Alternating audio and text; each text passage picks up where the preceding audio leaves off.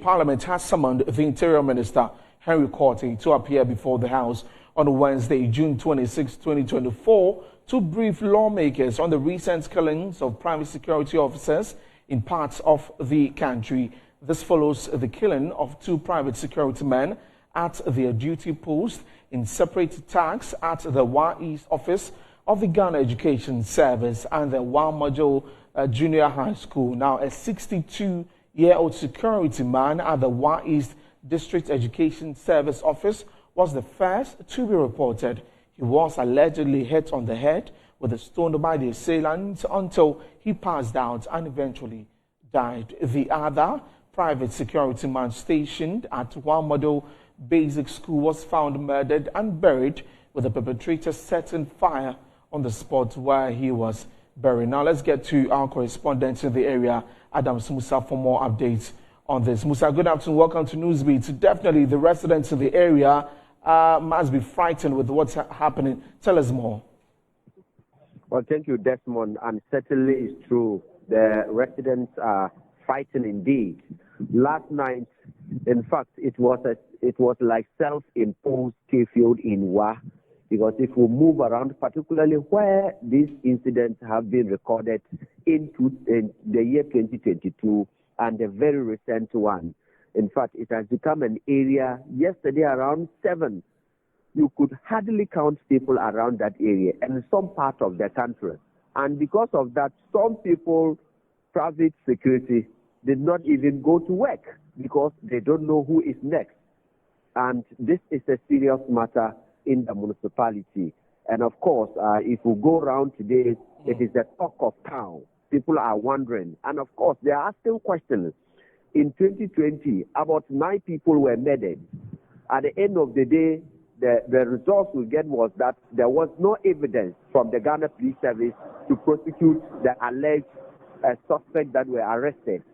We are still in the same situation, asking questions, and this issue resurfaced again. So people are not happy with the situation. Okay. And some of them tells me that they are losing confidence in the investigative process of the security intelligence in the region and are calling for more hands. And indeed, the last one, you could recall that it got to a point, some neighborhood watch took it upon themselves. They said they will hit the streets and make sure that in the night they help find these people. Now they are asking that if the police could allow these people to go into the community and help to apprehend those who are behind this serial killing. It is what is happening in the municipality now. But I might say in the daytime, work goes on normal, but in the night it's something else because people are forced to go indoors. Okay. Around 7, 8 people are. It appears to be self-imposed curfew, which is not actually helping the growth of the municipality. Okay.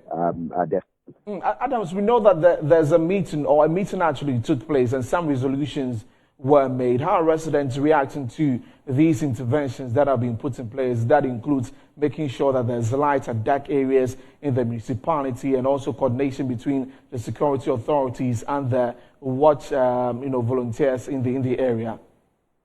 Desmond, it is a welcoming news to residents in Wa, particularly where the palace has mentioned that areas that are dark. Now, if you come to the municipality, most of the streets are dark. Most of the streets, we have street lights across, but all the bulbs are dead. And if we move around, prime areas even in the municipality are dark. And many are asking questions. Some of the areas that this incident happened, it ought not to be if the street lights are working.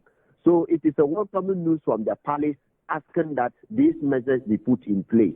Actually, it will help reduce. And they are also asking questions. We have street cameras. Now, what happened to those street cameras we have? Okay. Why can't the street cameras give any information? So they are asking the essence of street cameras in town. If indeed we could have street cameras in town and this thing is happening. So they are asking questions to know what they happen, aside what the traditional authorities are calling for. These are other things that they are asking questions that the head of the security council in Wa, the research chairman, the Musa chairman, they should tell them why those street lights the street cameras are there, and we could not get any information in this matter. All right.